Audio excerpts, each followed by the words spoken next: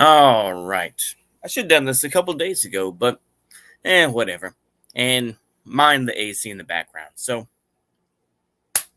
the surrender and evacuation of the Azovstal steel plant. It's a big thing. And the only reason I notice it because I follow one of this Dutch guy who talks about like he did a whole series talking about like the Fallschirmjäger and stuff like that. So that's why I saw it and I was like, oh shit, because I had seen bits about Mariupol. I don't even know if you pronounce it that way, but it sounds cool when I say it. Mariupol. Mariupol. Anyway, with Mariupol, I had a feeling. I'm going to sit here and be arrogant for a moment, but I had a feeling hearing about Azov Battalion retaking Mariupol in 2014 during the Maidan crisis. I had a feeling that Mariupol was going to be very, very important. And so, with the faltering of the invasion, near Kiev and all that sort of stuff, and a refocusing of manpower to and resources to go towards Mariupol and towards the south, this is much more, uh, the refocus is very important, I think. And this is something that really, if you're talking about, you know, being a being a not a specific operation, but whatever the word was, I can't think of it. But anyway, if they had refocused, if the Russians had focused on that in the first place, and then focused on the DPR, LPR, and immediately, you know, going as far into Ukraine on the south as possible, it would have been, I think, a lot easier, you know. But anyway, that's my view of it. So we've seen, of course, Azovstal, and we've seen the Azov regiment uh, evacuate. They, like I said, this is 2 days ago, but they've evacuated the area, this and that. Apparently, I was reading, that Denis Pushilin, the leader of the DPR, Donetsk People's Republic, allegedly said that they were going to destroy Azovstal. I don't believe that, but it's definitely going to, like I say, that Azovstal and the whole of Mariupol was seen as this, you know, they saw Azov as this, they don't like him because they were neo Nazis, of course, and there's some folks that were Zionists. I mean, that's the whole thing about Azov. I don't, like I say, it's far too cringe, in my opinion, for anyone to really support Azov. There's some retards out there who are like,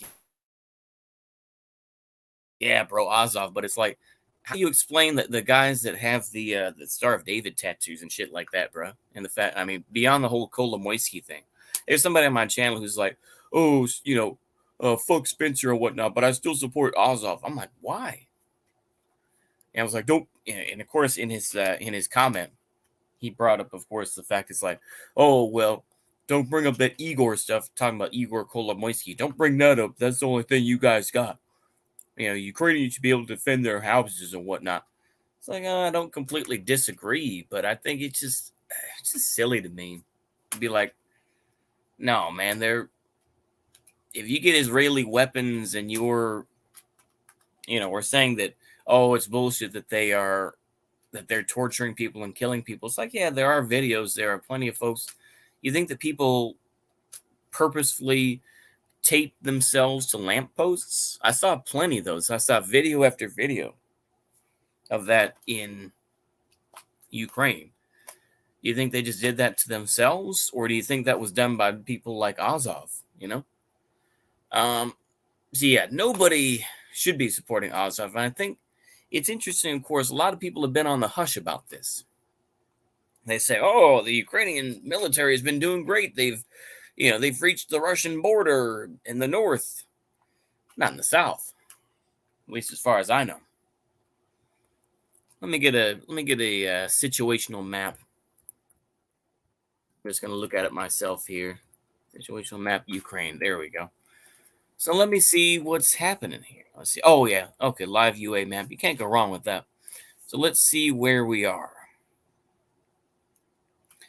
So yeah, indeed, yeah, the Russians hold, still of course have Sevastopol. The Republic of Crimea. We see, of course, in the south there is still strong, very strong. Territories liberated from Russian forces. Yeah. So mostly in the north, it's been done. The Ukrainians, have already pushed them back. In the south, it's going to be a whole different issue. And I think, like I say, the Americans, of course, being who we are, continue to be foolish and are like, yeah, bro, take a look at what we've been doing. Oh, this and that, yeah. Ukraine detained brother of MP Ole Zarev in a foiled terror plot in Petrovsk. Excuse me, Petrovsk. Yeah. Interesting. Shout out to Live UA Map, by the way. Shout out to him. Let's see here. Whoa. It says bomb one. Let's see. Explosion audible in Odessa. Let's see here. Huh. Anyway, I'm sorry, I'm getting lost in the sauce here. But the thing is that, of course, people are talking about morale of the Ukrainian military, this and that. I think that, potentially this could be the moment where the Ukrainians cut a deal. Obviously peace talks have been going back and forth for what seems like 2 months now. Well, not that long. Sorry, about a month. So I would think that eventually they're going to break bread because Mariupol has pretty much fallen. I'm going to say that, and I think it's not going to be pretty. Like I say, I think that a lot of the smarter folks are just like, yeah, bro, And also in that Cope comment from this guy who had an old picture of Tom Metzger on it, felt very fetish because apparently he was there for like 10 days. But it's like, he also said that in his comment, like, oh, well, you know, Azov doesn't support Zelensky and the Jew. It's like, give me a break, bruh. They get supplies from the, Ukrainian, they're integrated into the Ukrainian army, in the Ukrainian National Guard. Why do you keep on defending this shit? It's like, come on, man. It's just cope. You just want to say, Ukrainian, the Russian gummies are going to come for me. Get out of here. So, I mean, to me, it's just cope. And I personally think the Ukrainians should cut a deal and say, hey, if you want this land, okay, let's do it. But I think that they're going to hold out.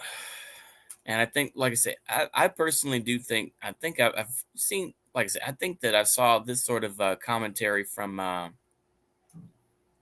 the War Report as well, is that the West is getting tired of Ukrainians' bullshit.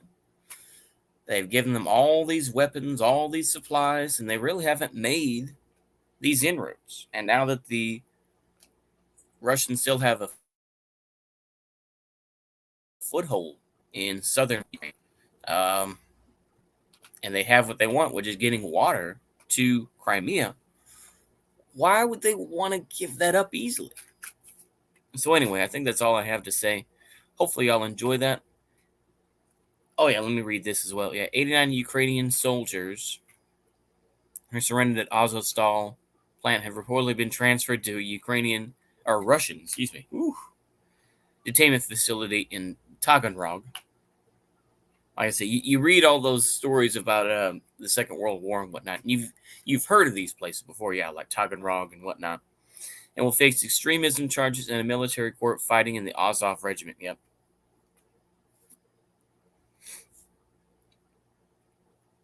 Our modern heavy weapons should be delivered to Ukraine. This will end Russia. But yeah, a lot of cope. And of course, I've seen, there was an agreement. Yeah, I don't believe this. Before they evacuated, there was an agreement. The thing is, they're being sent. The thing is, and of course, I mean, I've seen videos of all the copers, of all these, you know, these loser mercenaries, these Western mercenaries who said, "Yeah, well, we're fighting for Ukraine. We're fighting for freedom, man. We're fighting for bloody freedom, man." And what happens? Now they're caught. Now they're begging to be sent home. Ah, fuck you. You come to Ukraine and you want to LARP about it. Some have been in, longer than, just this expected invasion. I don't feel bad for that. If you decide to join any military like that, or if you're affiliated, you're going to have to pay the consequence. You're going to have to catch the consequences. You know? So I don't feel bad for them. I'm just going to be honest with you. That may be cruel, but that's how I feel about it. Like I said, I could go on and on. But anyway, let's go ahead and wrap it up here. Mariupol is definitely a victory. And, I think that there's going to be more that comes out about what Azov Battalion did. Why do I keep saying battalion? It's regiment. Yeah, what Azov Regiment did. And it's not going to be pretty. And of course, like I said, the diehard Wignat sort of, yeah, bro, Azov Battalion's based, and they didn't kill any kids. Yeah. Okay.